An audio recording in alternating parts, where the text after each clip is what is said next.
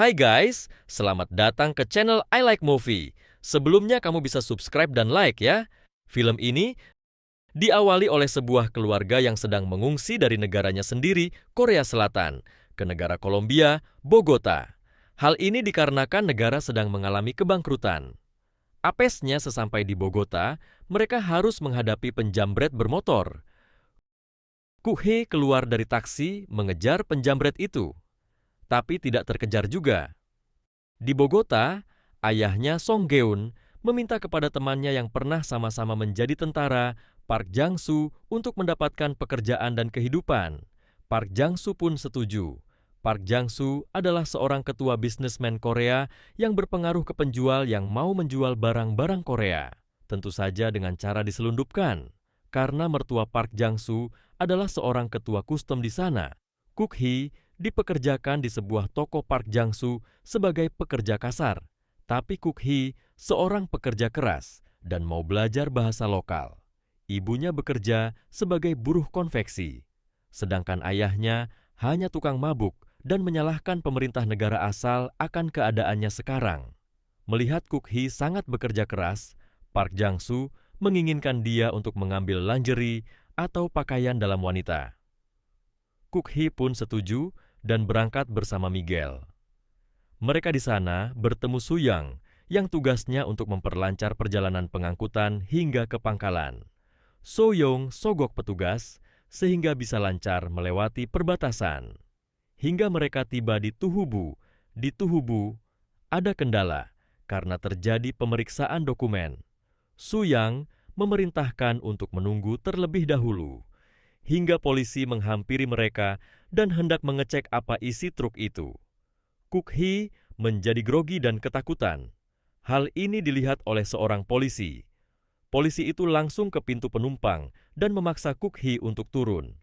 Tapi Kuk-hee tidak mau turun. Dia malah tancap gas dan ugal-ugalan di jalanan sambil dikejar oleh polisi. Kuk-hee akhirnya ditangkap dan dijebloskan ke penjara.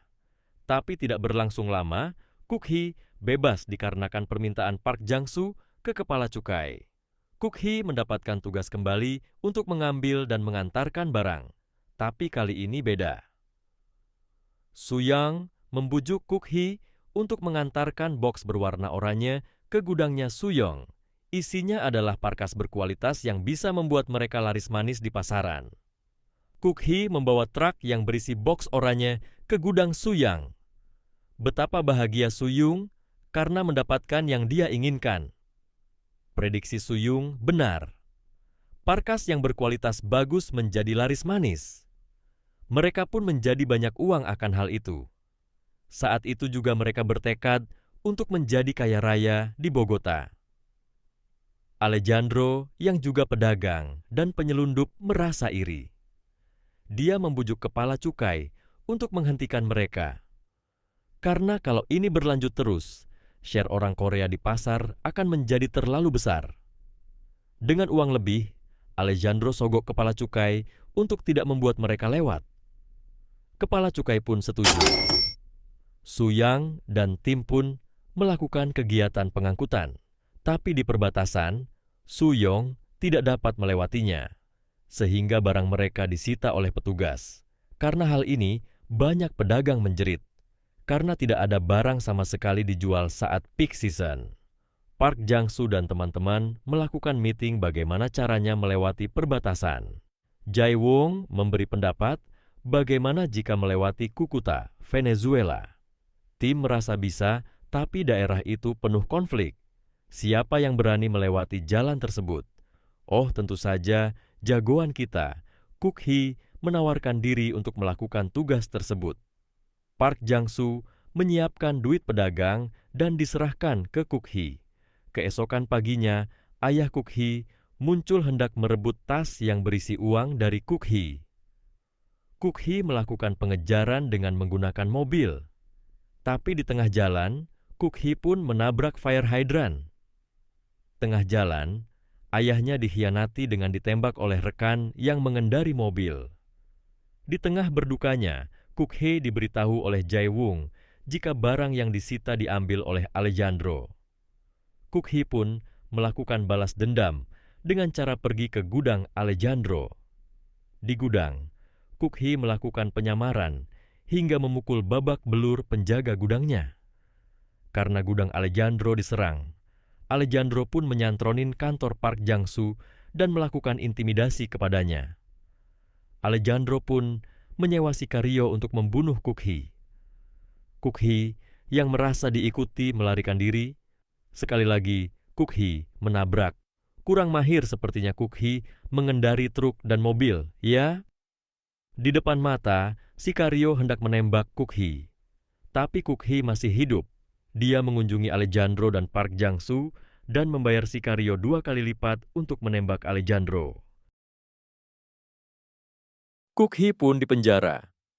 Kepala kustom sekarang duduk di pusat pemerintahan. Jae-woong menyogok dia untuk membebaskan Kuk Hee.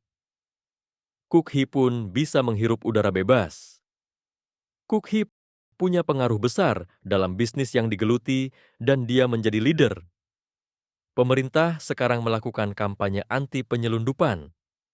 Gudang Suyang pun dibongkar dan barangnya disita. Hal ini berakibat perlawanan dari pedagang. Mereka melakukan protes dan menyerang polisi. Kuk Hee sebagai leader menyarankan mereka untuk tenang. Suyung tiba di kantor Kuk Hee melihat rancangan mall yang hendak dibikin Kuk Hee. Kuk Hee bermaksud kalau sekarang waktunya jualan legal di mall, tidak ada gunanya melawan pemerintah. Suyung tidak setuju dengan hal itu. Kuk Hee menuju ke mobilnya, tapi dia lupa kuncinya. Kunci cadangan ada di Miguel. Dia menyuruh untuk membuka pintunya, tapi bom! Dikarenakan Suyung bersengkongkol dengan yang lain untuk menghentikan Kuk Hee, mereka satu persatu meninggalkan Bogota. Begitu juga Suyung. Sebelum kabur, dia mengunjungi Tuan Hong untuk menukar uang kotornya dengan emerald. Di saat itu, Kuk Hee menelepon Suyung dan beritahu kalau dia sendiri yang mengatur adegan pembunuhan terhadap dirinya. Dia juga meminta Suyung untuk kembali, tetapi Suyung malah mengancam Kuk Hee. Mr. Hong pun seketika menusukkan jarum panjang ke kepala belakangnya. Kuk Hee sudah membeli loyalitas Tuan Hong, jadi jika Suyung tidak mau, Mr. Hong melakukan yang disuruh Kuk Hee. Kuk Hee pun masih bersama-sama dengan Park Jung-soo, tetapi Park Jung-soo masih menaruh dendam atas pengkhianatan Kuk Hee bersengkongkol dengan Suyang. Dia menyewa Sicario untuk menembak Kuk Hee. Tapi kaca mobil kebal peluru. Kuk Hee pun membuka jendela dan membunuh keduanya. Film pun berakhir sampai di sini. Terima kasih sudah menonton.